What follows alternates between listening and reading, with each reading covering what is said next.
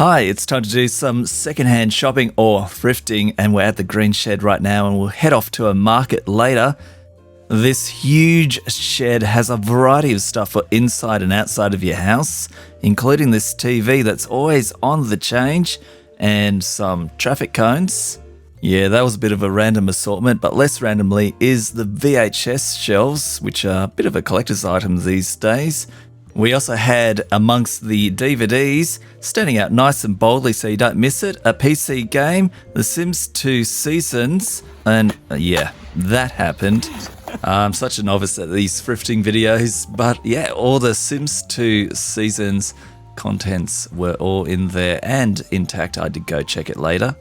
And it's always good to go check all the different sections to find something awesome that's out of place. Like in the hi-fi section, we had this Wii Fit balance board, which was next to these beautiful looking speakers in these wonderful wooden boxes, which I do prefer the wooden boxes to the plasticky silver. Mind you, if you get a proper metal box like this little mystery device, which I thought was a CB radio, but on further investigation, it's actually an old wireless microphone receiver. Finding unexpected AV gear doesn't seem to be out of the norm for places like this, like a headrest video unit equipped with the headrest. So I guess, I don't know, either they came with these in the past or someone's just driving around without their headrest. On the shelves labelled pet items only was a bunch of computers that looked like their dog or monkey had gone and got to them, alongside with some switches and a subwoofer and a bit of a yellowed beige box.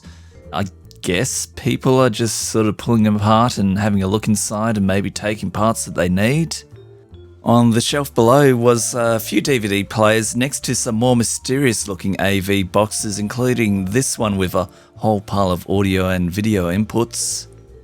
One of the coolest and oldest items that I saw while out thrifting here was this beautiful spiffy looking blue IBM typewriter, which just sort of starts making your mind go, oh, do I actually have space for this? Do I actually really want to go start collecting typewriters? You know, just the usual struggles you get when you're out thrifting. This USB Apple keyboard from the mid-zeros is kind of tempting, even though it's a bit dirty and has an escape key. It's going to be a bit hard trying to find it amongst the joysticks and laptops and various mouses and expansion cards and brackets, and yeah, it just kind of gets more eclectic the deeper that you dig inside this box. Peering through the dirty glass of the Green Shed's counter, I could see a mid-zeros Mac Mini, so probably about the same era as that keyboard, as well as a few other various items of electronics and games and stuff that I guess they just sort of deemed a bit more special than the rest of the items in the shed. Speaking of shop counters, they had this old Sharp cash register, and there was also an Xbox 360. Off to Sydney to the 1989 arcade bar for the retro video game markets, which we went to the previous year, and we must have liked it because we came back again, running our own stall again as well, and checking out all the various other stalls and all the various different games and accessories and consoles. Just lots of great stuff to build up your collection and even just have a bit of a browse about and chat with the stall holders and anyone else who's just also hanging out there as well. It's nice to just take your time and sort of flip through all the boxes, like in this, which had various things including some Atari cartridges, was a CD Plus for the Sega Saturn, and sticking out like a huge monolith, this Xbox 360, a few Sega Saturns and various other consoles and console bits, including a nice bunch of light guns for your consoles, with a few other things sort of put out in the window to lure people in. A whole assortment of handheld games and this rather nice case for your DS games. When you head upstairs, you find even more stalls with plenty of games and various retro nostalgia to soak in. A few cool games at this store, including some collector's edition boxes. and everywhere you looked you found these arcade machines which were all set to free play for the market day.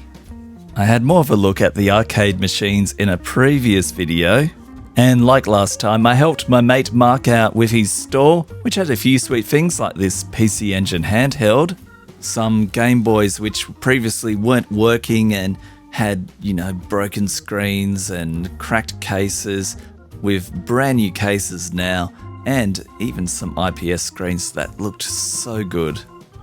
Some cool things in boxes like the Mario Kart 8 for the Wii U and a PlayStation, a console you might have seen on the channel, the Neo Geo CD, various Nintendo gear including Donkey Kong Jungle Beat with the bongo drums, and an Atari Lynx handheld with Batman Returns inside of it. The very shiny smiley Nintendo DS LL, a Mega Drive 2 in box, as well as a Master System. The highlight though was the Virtual Boy, which was being bundled with 11 of the 22 games that was released for the console. It's a somewhat portable virtual reality console from the 90s, and Mark was kind enough to let a few of us have a look at it in action and experience those red on black graphics. We managed to resist buying a lot of stuff, but I did go and pick up this Macintosh keyboard with the escape key. Yeah, with a bit of cleaning up and maybe a 3D printed key, this should be alright. And Mark bought from the Retro Video Games Markets this sealed up copy of Pokemon Ultra Sun. Well, we do love to do a variety of modern and retro gaming videos on this channel, so I hope you stay along for the journey. But most of all, thanks for watching.